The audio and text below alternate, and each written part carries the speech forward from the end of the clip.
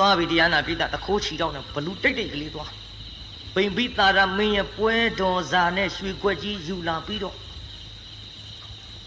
ဟေးရလာပြီကွာရလာကျွေးရမယ်ဗောကွ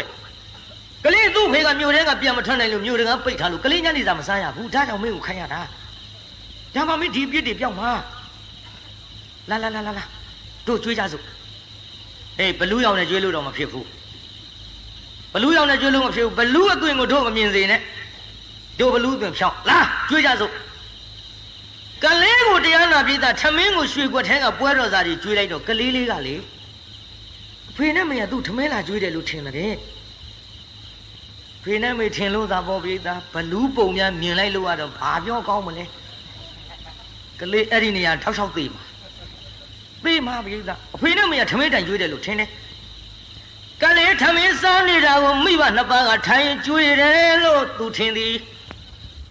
နောက်ကလေးထမင်းစားပြီးတဲ့နောက်ရွှေခွက်မှတစိခတ်တော့သည်တမဒိဋ္ဌိဘလူကဤရွှေခွက်သည်ကလေးခိုးသည်မဟုတ်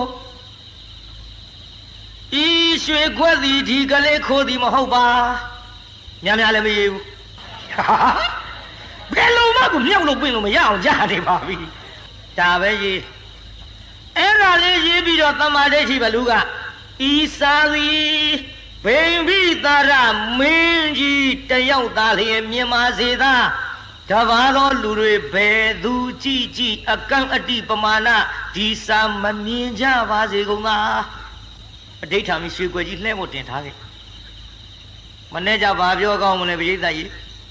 နန်းတော်တဲ့ပွဲတော်စာဆက်မဲ့ရွှေကွက်ပြောက်ရောပွဲတော်စာဆက်မဲ့ရွှေကွက်ပြုတ်တယ်ဆိုတဲ့သတင်းဖြင့်ရွှေနေတော့ပေါက်ကြတော့ဟဲ့မင်းကြီးများဘုရားငါကိုရောမြတ်ကိုဆက်နေကြဖြစ်တော့ပွဲတော်စာနဲ့ရွှေကွက်ပြောက်တယ်လို့ကြားတယ်မှန်လားပါဗျာ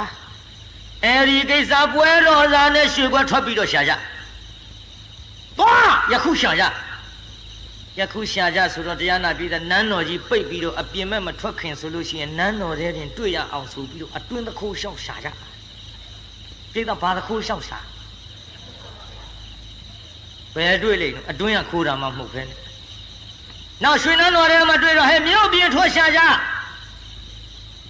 အပြင်ထွက်ရှာတော့ကိုတွေ့သလားပြည်သားဘယ်တွေ့လိမ့်လို့အပြင်လူကခိုးတာမှလည်းမဟုတ်ပဲနဲ့